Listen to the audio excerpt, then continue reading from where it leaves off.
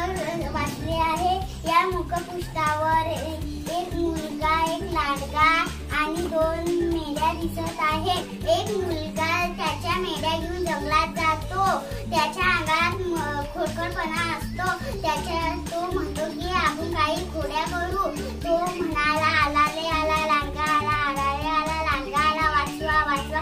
तिकडचे गावातले माणसे हत्यार आणि काठ्या घेऊन आले। पाहिले तर काहीच नाही। तो हसायला लागला, कसे फसवले। मग दुसऱ्या दिवशी डबल म्हणाला, आलाले आला लांडगा आला, वाचवा। माणसे डबल आले। तो ओरडू हसायला लागला।